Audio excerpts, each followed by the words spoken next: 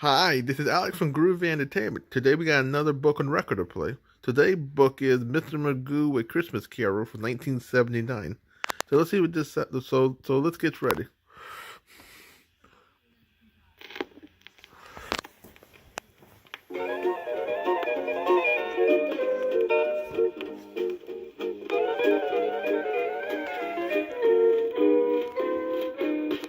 Hi there, girls and boys. My name is Tom Chipola, and I'm going to read you a story called Mr. Magoo's A Christmas Carol.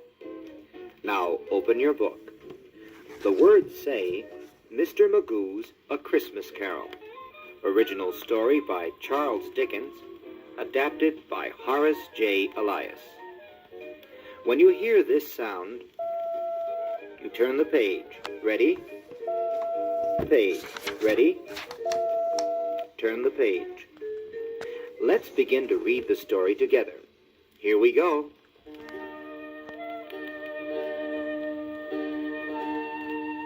Did you know that your old friend Mr. Magoo was once a famous actor? Well, he was, and he became most famous as Ebenezer Scrooge in A Christmas Carol. Turn the page. Now, let's sit in the audience as the curtain goes up. Scrooge, one of the meanest, stingiest men who ever lived, is at his desk counting his gold.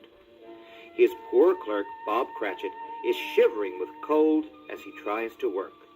It's Christmas Eve. Mr. Scrooge, please, can I put a little coal on the fire? It's freezing in here. But old Scrooge said, You touch that coal, Cratchit, and you can look for another job. a little while later he said, We'll close now. Be here early tomorrow. But tomorrow's Christmas, Mr. Scrooge. Scrooge glared at him and growled. I suppose you'll want the whole day off. Turn the page. If it's convenient, sir. This made Scrooge even angrier. He snapped, It's not convenient. It's just a way of squeezing me for a day's pay without a day's work. but it's only one day a year. Scrooge answered, Christmas. Bah, humbug. See that you're here early, day after tomorrow. Then he closed his offices, went home, had a miserable dinner. He was even mean to himself, and went up to bed. Just as he was about to get into bed, he heard a thumping, bumping, clanking noise, and saw a shadowy figure covered with heavy chains. It passed right through the closed door and came into the bedroom. Turn the page. I am the ghost of your old partner, Jacob Marley. You're in trouble, Ebenezer. Scrooge was frightened, but tried not to show it. What do you want? Whoever you are. He demanded. You see these chains? I'll carry them to the end of time because of my meanness when I was alive. And the same thing will happen to you. I'm going now. Remember my words when your next visitor arrives. Turn the page. Scrooge watched the figure pass through the door again, growled Yes. once or twice, got into bed, and went to sleep. But not long afterward, something awakened him. He sat up in bed and saw another shadowy figure sitting in his big armchair. This figure looked very much like Santa Claus, but it wasn't. I am the spirit of Christmas present. Touch my robe. You're coming with me. By this time, Scrooge was getting worried. He did as he was told, and instantly they were in Bob Cratchit's house. Turn the page. They can't see us, Scrooge, but you see them well enough. Their Christmas dinner is one plate of very thin soup, and their clothes are in holes. You You see the little lame boy, Tiny Tim? He'll be gone this time next year. Your work, Scrooge. If you paid Bob Cratchit a decent wage, he'd be able to provide for his family. Come, we have to take you back for your next visitor.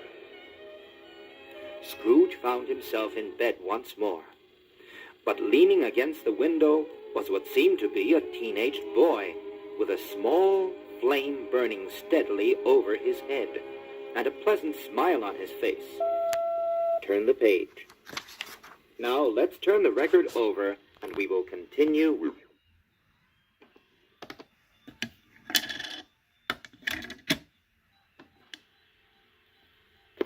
Here we are on the second side of the record. Did you remember to turn the page? Good. Good evening, Scrooge. I am the spirit of Christmas past. We're going on a trip. Touch my robe. Very frightened by now, again Scrooge did as he was told. And immediately, it seemed, they were high in the air over a snow-covered village. You know this place, Scrooge? Scrooge could hardly speak, but he stammered, I was born here.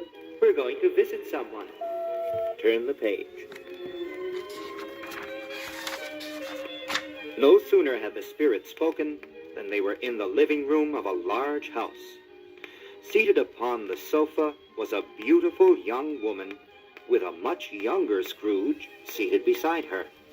Scrooge gasped, Oh, no, Spirit. That's Belle. I was going to marry her. Be quiet and listen. No, Ebenezer, I cannot marry you. You love something much more than you love me. Gold. Your love for gold has taken you from me. Our wedding will never take place. Turn the page. Scrooge groaned at this and said, Please, no more. No. I've seen enough. But there is more to come, Scrooge. I'll leave you now.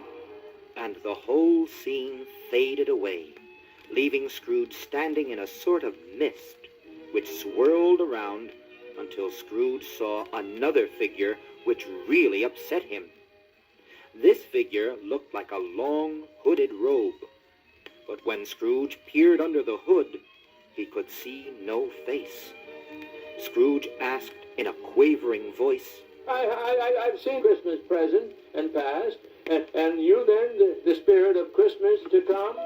Turn the page. The hooded head nodded and pointed a bony finger. At once, they were in a cemetery looking at a gravestone. Scrooge read what was written on the stone and shouted, No, not my own grave. I must have time to undo some of the mean and evil things I have done.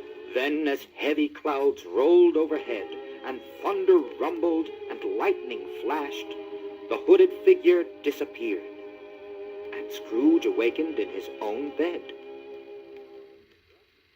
He rushed to the window, saw a small boy in the street below, and shouted, Who are you there? What day is this? Where have you been, mister? It's Christmas Day.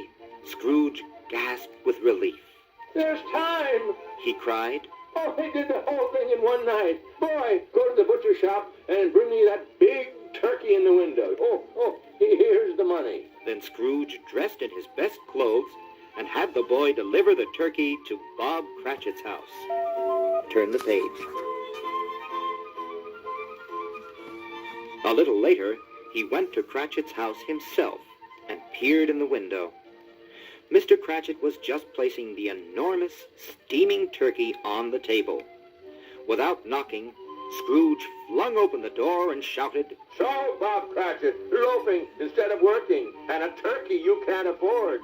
I'm going to do something about this carrying on. Oh, no, you're not going to discharge me on Christmas Day. Scrooge looked at him and yelled, Don't tell me what I'm going to do, Bob Cratchit. I'll tell you. I'm raising your salary to 4 times as much, and I've brought presents for every one of you, and I'm going to see that Tiny Tim gets well in a big hurry and can throw away that crutch. That's what I am going to do. Oh, how wonderful, Mr. Scrooge. Thank you. Turn the page. Mr. Scrooge, I think Tiny Tim wants to say something for all of us. A Merry Christmas, Mr. Scrooge, and God bless us, every one. And as the curtain came down, everyone applauded, and Mr. Magoo went home to rest up, because he had to do it all over again the next night. So that was Mr. Magoo, A Christmas Carol from 1979. So please like, subscribe, share, and comment, and have a groovy day. And our next book will be Richard the Sharp-Eared Reindeer.